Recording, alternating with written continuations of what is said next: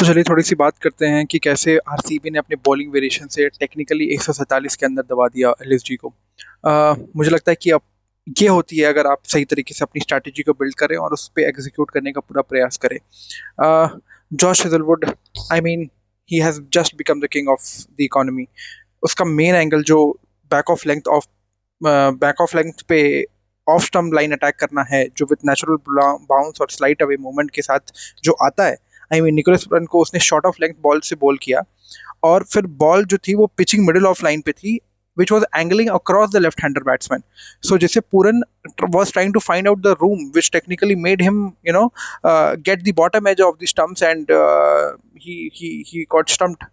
But आप इसमें clarity of decision देखिए कि किस तरीके से हेजलवुड ने ये बात जानता था कि अगर मैं, आप क्लियरली समझिए, लेफ्ट हैंडर बैट्समैन को टेक्निकली रूम चाहिए और उस रूम के लिए या तो वो रूम को एलिवेट करने की या बनाने की कोशिश करेगा, या तो वो कुछ शॉट को मनूवर करने की कोशिश करेगा। जॉश हेजलवुड जिस टप्पे पे डाल रहे थे, जो बैक ऑफ लाइन थी, वो ऑफ स्टंप से लाइन के अटैक पे कर रहे थे। तो मतलब आपको पता नहीं है कि बॉल अंदर आने वाली है या बाहर आने वाली है या एंगल से बाहर ही चली जाएगी। और अगर एंगल से बाहर ही चली जाएगी तो जिस स्टांस पे आप खड़े हैं, तो यानी आपको लेग स्टंप पे खड़ा होना पड़ेगा। तो पूरा टेक्निकली आपको अपना स्टांस ही बदलना पड़ेगा उस बॉल की लाइन पे आके आपको रूम बनाने के लिए।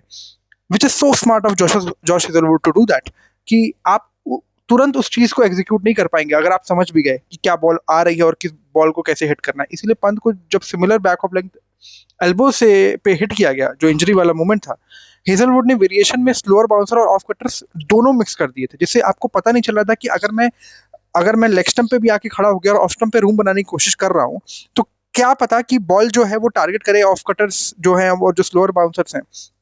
तो टेक्निकली आप बैट्समैन को इतना कंफ्यूज कर दो कि अगर उसको अच्छे शॉट भी खेलने तो उसको टेक्निकली अपना पूरा स्टांस बदलना पड़ेगा, जिसकी वजह से दोनों निकोलस पुरन और ऋषभ पंत को एक फ्री मूवमेंट मिला ही नहीं। आप उनकी एक्यूरेसी देखिए कि इतनी टाइट थी कि वो 13 डॉट बॉल डाले। ये एग्जैक्ट वजह थी जिससे पावर प्ले में एलएसजी के सिर्फ 35 रन ही रह गए थे, जिसमें एक विकेट भी गिर गया था। अब जिस तरह से हेजलवुड ने पोस्ट मैच बताया भी कि वो टी20 में स्लोअर डिलीवरीज पे जो काम कर रहे हैं और आज उन्होंने जो फ्लैट डेक पे कंट्रोल रखा है, वही उनकी सक्सेस का टेक्निकली राज है।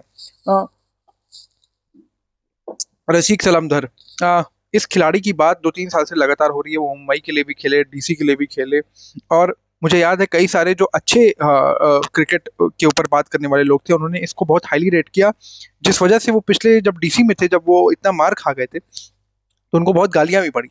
पर इस खिलाड़ी ने शो कर दिया कि कितने स्मार्ट और कितने वेरिएशंस के साथ और कितनी सटीक तैयारी थी। जम्मू कश्मीर के रहने वाले रसीक सलमदर, जो मैच के मेरे लिए तो स्टार परफॉर्मर रह चुके हैं। मतलब इस खिलाड़ी ने सबसे ज्यादा वेरिएशन दिखाए। अर्ली में फुल टॉस 136 किलोमीटर प्रति घंटे के स्पीड से आउटसाइड लेग पे एडन मार्करम को लीडिंग एज पे कैच करवाया, जो बॉल थोड़ी सी शेप कर रही थी। अब मार्करम जो है वो लेग साइड को जब टर्न करने गए, लेकिन जो अर्ली कमिटमेंट हो गई थी, बॉल जो ग्रिप कर रही थी, जिस वजह से जो उनको लगा भी कि ग्रिप करेगी, और वो अपना कैच थमा बैठे। फिर मिडिल में वो very slow shot of leg outside of से बदौनी को अपर कट अटेम्प्ट पे कॉट बिहाइंड करवा दिए। I mean, this was smartness again, because he knew that Badoni is very good at covers. He's very good at off. So he was trying to get very slow shot of length where he does not get that kind of elevation or pace to hit the ball outside the line. और वो technically बदौनी उस चीज़ को chess करने गए, जिसकी वजह से wait किया, लेकिन पावर जब जब जब जनरेट नहीं हो पाई क्योंकि पेस बिल्कुल ऑफ था, उस वजह से बदौनी ने कैच आउट दे दिया। डेथ ओवर्स में तो लिटरली उन्होंने एक जादू करके दिखाया। नियर यॉर्कर्स डाल रहे थे वो मुकुल चौधरी को, जो स्विंग बैक करके पैड्स के बीच से बोल किए गए और फ्लिक मिस करने के चक्कर में वो आउट हो गए। मुकुल चौधरी एक तो हर बार आपका वो काम करके नहीं देंगे, आपको ऐसे बैट्समैन ढूंढने पड़ेंगे, आपको ऊपर से एक स्टांस बनाना पड़ेगा। मुकुल चौधरी का मुझे इंटेंट बहुत ही प्यारा और बहुत ही क्लियर लगा। वो जिसको वो बहुत आइडलाइज करते हैं, एम एस धोनी को, उन्हीं के टेम्पलेट पे बैटिंग करने की कोशिश कर रहे थे कि वो तुरंत जहाँ पे विकेट इतना ज्यादा गिर गया है, वो तुरंत हिटिंग करके और एक बेवकूफ़ी सी मिस्टेक करके वो अपना विकेट नहीं फॉल कराना चाहते थे। शायद मुकुल चौधरी ही वो कड़ी थे जिसकी वजह से वो मैच का स्कोर टोटल 150 के आसपास भी पहुंचा नहीं। तो मुझे लगता था कि वो 100 रन पर आउट हो जाते, जिस तरह से बैटिंग कर रहे थे ये लोग।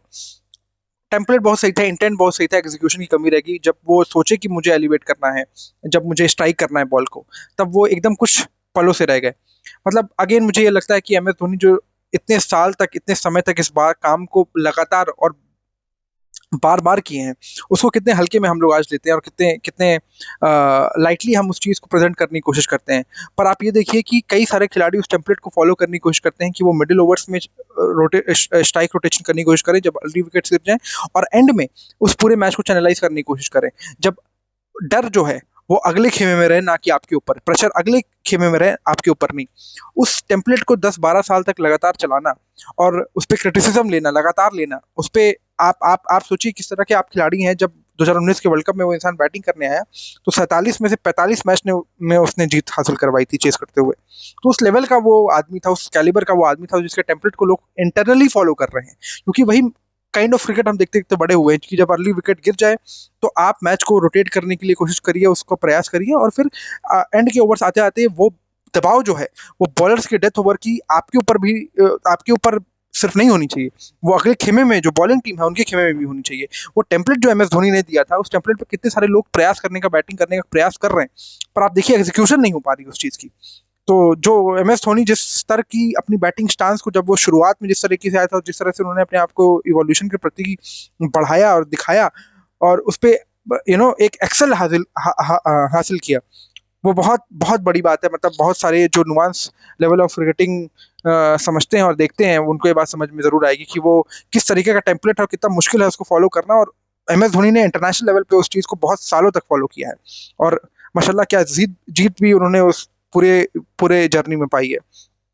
पर बहरहाल रसी का जो मिक्स था टेक्निकली, जो अब हम बात कर सकते हैं, जो वो लास्ट बॉल पे जो परफेक्ट यॉर्कर से जिस तरह से उन्होंने आवेश को ऑफ स्टंप उड़ा दिया, ये दिखाता है किस कैलिबर, कितना वेरिएशन और कितनी गेम अवेयरनेस और कितने लेवल के टूल्स और वेपन्स वो अपने आर्सेनल में रखे हैं, है ना। तो आई मीन रसी का टेक्निकल मिक्स ये था कि वो पेसअप 136 प्लस डाल रहे थे, स्लोअर वंस बड़े अच्छे डाल रहे थे, कटर्स और यॉर्कर्स उनके पास स्टॉक वेरिएशंस थे। जो ये अनप्रिडिक्टेबिलिटी है, ये LSG के जो लोअर ऑर्डर को पूरी तरीके से तोड़ दिया। 4 पे 24 इसलिए आया क्योंकि वो लेंथ चेंज करते हुए बैटर्स को गेस नहीं करने दे रहे थे। जब आप ऐसे बॉलर्स को बात पे नहीं पकड़ पाएंगे, हाथ से नहीं पकड़ पाएंगे, तो बहुत मुश्किल हो जाएगा, क्योंकि जिस तरीके का वेरिएशन वो लाते हैं टेबल पे, उसको प्रेडिक्ट करना और उस पर शॉट हिट करना बहुत मुश्किल हो जाता है, बहुत मुश्किल हो जाता है। मतलब उस लेवल पे आपको कॉम्प्रोमाइज ही आपको करना पड़ेगा उनके उस तरीके की बॉलिंग को। और मुझे लगता है कि इतने सालों से उसी चीज़ की तैयारी कर रहे थे, इसलिए वो बीच में बहुत ज़्यादा रन भी खाए। पर बेटर लेट देन नेवर, जिस तरह से वो आए और अपनी प्रतिभा को दुनिया के सामने दिखाया है, आई feel that Rasikh Salam Dar is going to be a long long has will have a long long career with this franchise. On the other hand Bhuvneshwar Kumar, I mean classic Bhuvi, 4 over 27 run 3 wicket. उनका जो स्विंग है, जो बोथ वेज और सीम movement death में पूरी तरीके से killer बन गई थी। अर्ली पावर प्ले में जो आउटस्विंग से टॉप ऑर्डर को परेशान किया, जो वजह बनी कि बाकी लोग विकेट निकाल के गए उनके आसपास। फिर से डेथ ओवर में स्लोअर कटर्स और यॉर्कर मिस करके 3 विकेट निकाले। एक डीप स्क्वायर लेग पे सॉल्ट को सुपर्ब कैच पे भी इन्वॉल्व थे। आई मीन भुवी ने टेक्निकली लेंथ्स को बड़े टाइट रखा था, ना ज़्यादा फुल दे रहे थे ना ज़्यादा शॉर्ट दे रहे थे। वो 4 से 6 मीटर की लेंथ को टारगेट करने की कोशिश कर रहे थे, जो LSG बैटर्स को फ्रस्ट्रेट टेक्निकली कर रहा था। अब उनकी जो एक्सपीरियंस है वो यहाँ दिखती भी है। जब प्रेशर था, वो वेरिएशन से बैटर्स को अर्ली क्लोज करवाने के पीछे अटेम्प्ट कर रहे थे, फेस या बिग शॉट करने के लिए अटेम्प्ट कर रहे थे, जिस वजह से उनको ये सफलता मिली। कुणाल पंड्या, आई मीन जो जो एक लौता स्पिनर जो अपने दम पे मैच जिता सकता है। मुझे लगता है कि जिस आदमी की जितनी बात होनी चाहिए उतनी होती नहीं है। इस स्पिनर्स में दुनिया में सबसे इफेक्टिव बॉलर है मुझे लगता है इस समय कुणाल पंड्या। उनका जो लो आर्म साइड आर्म एक्शन है, जो वेरिएशन है, जिस तरह वो किसी भी तरीके का वेरिएशन डाल सकते हैं बॉलिंग में, और बड़े एक्सिक्यूशन और बड़े प्रिसीजन से। आई मीन केदार जाधव और रियान पराग भी ऐसे कई सारे एंगल्स क्रिएट करने की कोशिश करते हैं। लियम लिविंगस्टन भी उस कैटेगरी के बॉलर हैं जो अपनी अपनी बॉलिंग लाइनअप और स्टांस को तुरंत बदल लेते हैं। पर जिस हासिल से कुणाल पंड्या वो चीज़ करते हैं, मुझे लगता है कि दुनिया की क्रिकेट में अभी कोई ऐसा इंसान नहीं है जो उस लेवल पे एग्जीक्यूशन, जब वो चाहे, जब वो सोचे, जब वो उसकी इच्छा करे, तब वो कर ले।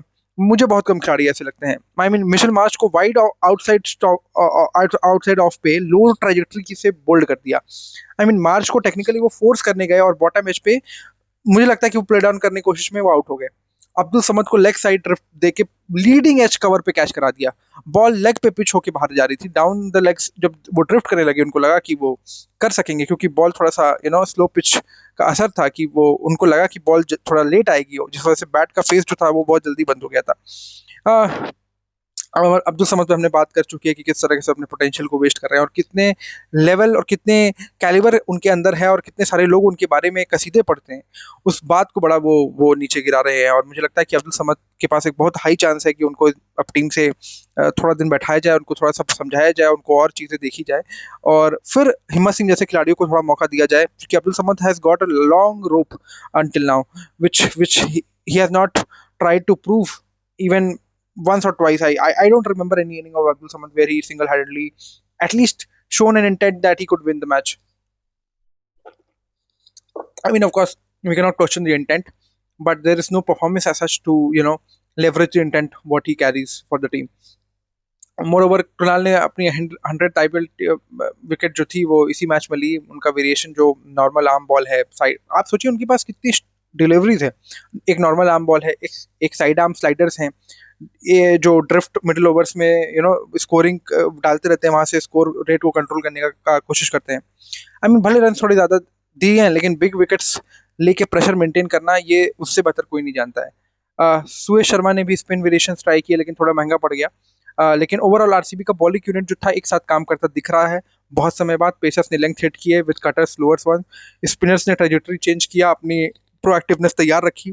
आई feel that this is what DK or the whole coaching staff of RCB is trying well to do that. They know when and how they have to target and make sure that their bowlers, their players have exact clarity that what they are going to do on the field, and they should not enter the field with any kind of iota of doubt. And that is what making them so deadly this season. Of course, from last 2-3 years, this is what makes them so much great. I mean LSG को batters को जब ये सारे room को, मतलब आप समझिए आप बॉलिंग करने जा रहे हैं, आपका सिंपल प्लान ये है किसी भी बैटर को आपको रूम नहीं देना है। एलएसजी के बैटर्स को रूम नहीं मिला फ्री हिट के लिए, हर ओवर में पेस चेंज होता रह गया जिससे टाइमिंग बिगड़ती गई। स्लो पिच पे ये वेरिएशंस और भी इफेक्टिव हो गए। आरसीबी टेक्निकली सिर्फ डिसिप्लिन पे गई, स्मार्ट बॉलिंग की, इसलिए टोटल पे भी इतना डोमिनेट किया। Solid unit for RCB. I mean, I feel that they are going to be defending champions again, going to win the title. Let's see how they are going to pan out in later stage of this league.